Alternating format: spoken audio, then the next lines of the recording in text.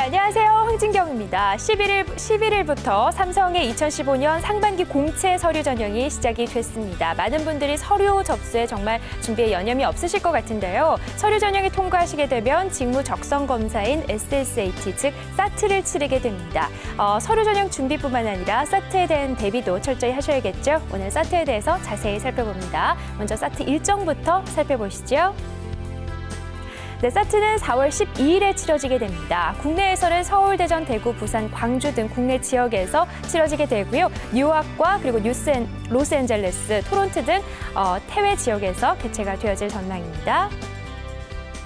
네, 올해 실시 예상 문제들을 좀 살펴보면요. 이 언어 추리 그리고 수리 상식 영역에서 추가적으로 진행이 되는 부분은 시각적 사고 문제가 새롭게 추가가 됩니다. 단편적 지식보다는 종합적인 사고와 문제 해결력을 요구하고 있고요. 문이과 통합 문제를 출제하고 있는 만큼 보다 통합적인 상식을 요구하고 있다는 점도 참고해 보시기 바랍니다.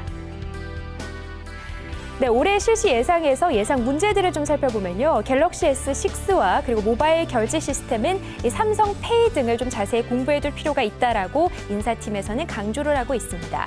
특히 한자와 중국어 자격증 소지자에게는 사트 3에서 10% 정도의 가산점이 부여된다는 점도 꼭 참고하셔야겠네요. 네, 140분 동안 160문제를 풀게 됩니다. 다소 시간이 많이 늘어난 것인 만큼 난이도가 좀 어려워졌다라는 전망이 나오고 있습니다. 단답형보다는 종합적 이해력 평가에 무게를 두고 있다라는 말이 나오고 있고요. 4지선다에서 5지선다로 늘어나고 있기 때문에 우리 취준생분들에게 시간적인 부담이 좀 늘고 있다라는 말도 나오고 있습니다. 네, 계속해서 이제 영역별로 좀 자세하게 살펴보도록 합니다. 언어 영역인데요. 짧은 단락의 기사문 정도의 글, 그리고 문맥 연결되는 빈칸 채워 넣기, 이 문장 배열의 문제, 그리고 긴 복합 지문의 문제 등으로 출제가 된다고 합니다. 네, 복합지문을 좀 자세히 살펴보면요. 특히 가장 어려운 유형이기 때문에 많은 응시자분들이 고민을 하시는 부분인데요. 평소 신문이나 또는 책을 좀 꾸준하게 읽으신 분들이라면 충분히 쉽게 풀 수 있는 정도의 난이도라고 하니까요. 너무 걱정하시지 마시기 바랍니다.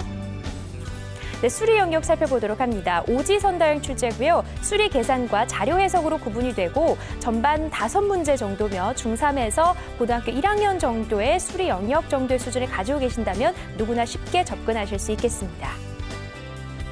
네, 이어서 자세히 봅니다. 경우의 수와 간단한 함수 계산법을 이용한 문제들이 출제가 되고 있고요. 그래프에 대한 해석, 그리고 자료 해석 문제. 시간이 있으면 누구나 풀 수 있는 문제니까 너무 두려워하지 말라는 말도 나오고 있고요. 시간이 부족하기 때문에 많은 응시자들이 어려워한다라는 부분이 있지만 충분히 평소에 연습을 많이 하신 부분이라면 쉽게 문제를 푸실 수 있을 것 같습니다. 네, 논리적 사고 문제 영역도 자세히 살펴봅니다. 명제의 역, 이 대우를 확실하게 알고 있다면 대부분이 쉽게 정답을 좀 찾을 수 있는 문제들이 출제가 되고 있고요. 특히 시각적 사고 유형 문제는 상상력이 다소 필요하기 때문에 이런 부분들은 평소에 좀 고민을 해두실 필요가 있겠죠. 네, 시간적 사고 문제 유형에 대해서 좀 자세히 살펴보도록 하겠습니다. 올해 새롭게 도입이 되는 유형인데요. 평면 도형 40% 그리고 이 입체 도형에서 60%가 출제가 됩니다. 평면 도형에서는 펀치 유형 그리고 도형 조합 유형이 출제가 되고 있고요. 입체 도형은 도형 단면, 다른 도형 찾기 그리고 세 방향을 보고 블록 찾기 유형 등으로 출제가 되어질 예정입니다. 네, 평면 도형을 보시면 펜을 사용할 수 없기 때문에 눈으로 직접 예측한 후에 직접 그림을 그리거나 도형을 만들어보는 방법을 이용하시면 되겠고요. 입체 도형 같은 경우에는 직접 그려봐야 실제 이 단면 파악 능력이 향상되니까요. 연습하실 때 이런 부분 참고하시기 바랍니다. 네, 올 하반기부터는 사트를 누구나 치를 수 없게 되고요. 지원 자격에 제한이 되게 됩니다.